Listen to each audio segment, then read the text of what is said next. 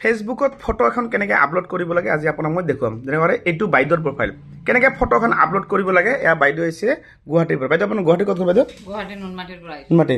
আৰু মোৰ ইয়াত অহাৰ কাৰণটো বাইদেউ ইয়াতে ফেচবুকটো ভাল কৰাবৰ কাৰণে আহিলোঁ। মইতো নাজানো ইমান বিষয়টো, মানে কিবা প্ৰব্লেম চব্লেম আছে নে চেক কৰিব আছে? হয়। আৰু আপোনালোকক মই সকলোকে আজি ভালদৰে বুজাম যে এখন ফটো আপুনি কেনেকৈ আপলোড কৰিব লাগে। চাওক, ফটো আৰু ভিডিঅ' বস্তু একে, কিন্তু লং ভিডিঅ' ক'ত আপলোড কৰিবা আৰু ফটো ক'ত আপলোড কৰিবা এইটো বস্তু আপোনাক দেখাইছোঁ। কিন্তু আজি মই দেখাম আপোনাক ফটো এখন আপুনি কেনেকৈ ভালকৈ হেছটেগ লগাব, কেপশ্যন ক'ত লগাব লাগে, এইবিলাক বস্তু আপোনাক জানিব লাগিব। যদি আপোনালোকে নাজানে তেতিয়াহ'লে আপোনাৰ চেনেলটো গ্ৰ' হ'ব নোৱাৰে। সেইকাৰণে মই যেনেকৈ কৰিছোঁ এনেকৈ আপুনি স্কিপ নকৰি ভিডিঅ' শেষলৈ চাব, ঠিক আছে? এতিয়া এই লগটো খুলিছোঁ বাইদেউ। এতিয়া মই এই বাইদেউ আহিছে গুৱাহাটীৰ পৰা আৰু লগত আছে দাদা। দাদা আপোনাৰ নামটো কি দাদা? মোৰ নামটো নৰেন দাস। হয়, লগ পাই বহুত। আচ্ছা, বাইদেউ যে মোৰ ঘৰত যে আহিব বিচাৰিছিল, আপুনি ভাবিছে নেকি যে মোৰ ঘৰত আহি পাম নে নাই? কনফিউজ লাগিব। লগত যোগাযোগ কৰিছে কি ফেচবুকত নাম্বাৰ ওলাইছে, গতিকে মোৰ অলপমান সন্দেহ আছিল। তেওঁৰ যিটো আগ্ৰহ দেখা পাই মই খুবেই ভালে পালো। সেইকাৰণে তেওঁৰ আগ্ৰহ দেখা পাই পেলাই মই আগুৱাই আজি আপোনাৰ ঘৰ মানে পালোহি। বাইদেউ আপুনি দাদা কিমান দিনৰ পৰা কৈ আছে মোৰ ঘৰত আহিম বুলি? 10-15 দিন ধৰি কৈ আছো। আচ্ছা, ইমান দূৰৰ পৰা মোৰ ঘৰত অহাৰ কাৰণে মইতো বেয়া যদি হ'লো হয় মই? নাই কিয় বেয়া হ'ব? মই ভিডিঅ'টো চাই আছো নহয়। হয়, মই বহুত মোৰ ভিডিঅ' চাই আছে। মোৰ ভিডিঅ' চাই আপুনি কি ভাল পাইছে? বহুত ভাল পাইছো। তাৰপিছত দাদাক আপুনি কিমান দিনৰ পৰা কৈ আছে যে মই তাৰ ঘৰত? 15 দিনৰ পৰা কৈ আছো বলকচোন আপুনি বহলপুৰ যাম। এই বহলপুৰ ক'ত আছে মই চিনি নাপাওঁ। মই কৈছো ওলাই দিম।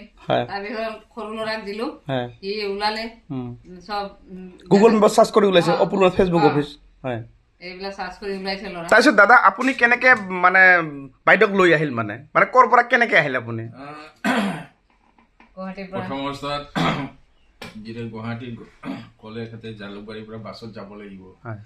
মই ডিষ্টেঞ্চটো অনুমানিত কৰিলোঁ, কাৰণ মোৰ ধুবুৰীত মোৰ নিজৰ সম্পৰ্কীয় মানুহ আছে। গতিকে আহোঁতে গুৱাহাটীৰ পৰা 6 ঘণ্টামান লাগে। গতিকে 4.5 ঘণ্টাৰ ইয়াতে দেখালে। তেওঁ ক'লে যে বাছেদি যাম বুলি। মোৰ খুব এটা এই অভিজ্ঞতা নাছিলে। মই হ'লে বাছেদি যদি আমি 9টা বজাতো বাছত উঠো, তাৰ পৰা 8টা বজাতো উঠো, তে 1টা বা 2টা বাজিব। তাৰপাছত আপোনাৰ ঘৰটো বিচাৰিব লাগিব। ঘৰটো বিচাৰোঁতে 1 ঘণ্টামান সময় যাব।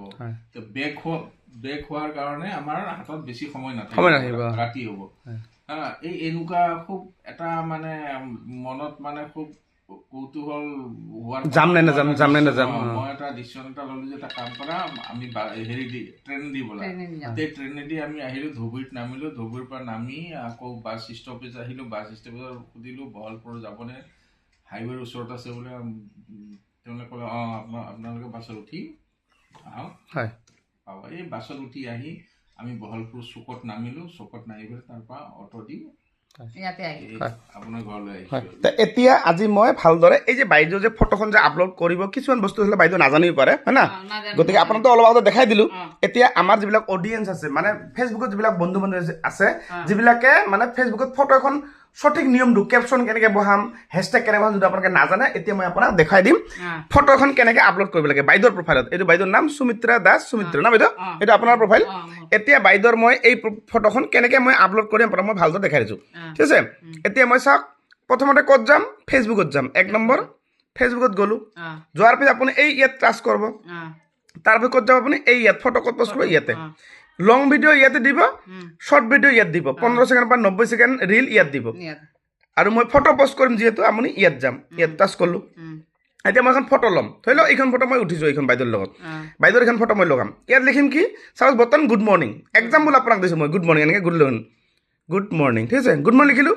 লিখি কিনে দুটামান ডট এনেকৈ দিম। মানে এইটো জাষ্ট আপুনি দিব পাৰে, নিদিব পাৰে, এইটো আপোনাৰ কথা। এনেকৈ তলত যাম। এই যে এণ্টাৰ, এই যে কম্পিউটাৰত যেনেকৈ এণ্টাৰ থাকে, এই এণ্টাৰ কৰি তলত যাম। হেছটেগটো অলপ তলত লুকাই দিম। মানে এই যে 1 2 3 ক্লিক কৰিম। ক্লিক কৰাৰ পিছত মই কি কৰিম? এই যে হেছটেগটো লগাম। এনেকৈ হেছটেগ লগাই ইয়াতে লিখিম গুড মৰ্ণিং। ওপৰত গুড মৰ্ণিং, তলতো ইয়াত গুড মৰ্ণিং। বুজি পালে? এইটো চাওক গুড মৰ্ণিং। এইটো দেখা মানে এই ওপৰত গুড মৰ্ণিং, তলত যদি আপুনি ইয়াত গুড নাইট দিয়ে, ইয়াত গুড নাইট দিব। গুড আফটাৰনুন, বুজি পালে বাইদেউ? হয় না? আৰু এই এনেকৈ আপুনি সকলোৱে কৰিব, যেনেকৈ মই ক'লোঁ। তাৰপিছত ইয়াৰ পিছত কি কৰিব আপুনি? এই ইয়াতে ফিলিংটো বহাব। এই ফিলিংটো আপুনি হেপ্পী ফিলিং হ'লে হেপ্পী দিব। বাছ আপুনি লোকেশ্যন দিব। এইটো লোকেশ্যন আমি ক'ত আছোঁ, আপোনাৰ ডিষ্ট্ৰিক্ট ক'ত, মোৰ ডিষ্ট্ৰিক্ট ক'ত, এই লোকেশ্যন দিব। লোকেশ্যনটো আমি ক'ত ছেট কৰিম? মানে এইখিনি, এইটো লোকেশ্যন। এইটো ইয়াত টাচ কৰিম। যিহেতু যেহেতু আমাৰ ঘৰ ধুবুৰি ডিস্ট্ৰিক্ট এখানে ধুবুৰি আসাম এই ধুবুৰি আসামটো মই ক্লিক কৰিম এই নেক্সট কৰিম নেক্সট কৰি সব সম্পূৰ্ণ হৈ গ'ল খালি মনত ৰাখিব যে ওপৰত পাব্লিক পোষ্ট নাও আৰু এইটো শ্বেয়াৰ টু ষ্টৰি অন এই তিনিটা বস্তু ৰাখিব আৰু বাকীবিলাক একো নকৰিব এই পোষ্টটো কৰাৰ লগে লগে এইটো মই ক্লিক কৰিম যেহেতু মই পোষ্ট এখন কৰিছোঁ সেইকাৰণে মই ক্লিক নকৰিলোঁ এই পোষ্টটো ক্লিক কৰাৰ লগে এইটো এই ফটোখন মানে আপলোড হৈ গ'ল মানে এনেকুৱা কৰি আপোনালোকে ফটোখন সম্পূৰ্ণভাৱে ভালকৈ আপলোড কৰিব লাগে আৰু এটা কথা কৈছোঁ সাপোজ আপুনি ক'ৰবাত দিল্লীত গৈছে ধৰি লওক দিল্লীত গৈ এখন ফটো উঠিছে তাজমহলৰ ওচৰত তেতিয়া আপুনি সেই তাজমহলৰ বিষয়ে অলপ লিখি দিব যে মই আজি দিল্লীত তাজমহল মই চাব আহিছোঁ সেই কথাটো কেপশ্যন লিখিব তলত লিখিব কি হেছটেগ কি লগাব হেছটেগ দিল্লী তাজমহল হেছটেগ তাজমহল এই দুটামান হেছটেগ আপুনি লগাব মানে আপুনি য'ত যায় সেই বিষয়ে আপুনি ফটোটো হেছটেগ লগাব লাগিব যদি আপুনি ভিডিঅ' বনায় ভিডিঅ'টো আপুনি সেই বিষয়ে হেছটেগটো লগাব লাগিব বুজি পালে বাইদেউ ফটোখন কেনেকৈ আপলোড কৰিব লাগে আৰু ভিডিঅ' কেনেকৈ আপলোড কৰিব মই আপোনাক দেখাই দিলোঁ খালি এই দুটা কাম আপুনি কৰি যাব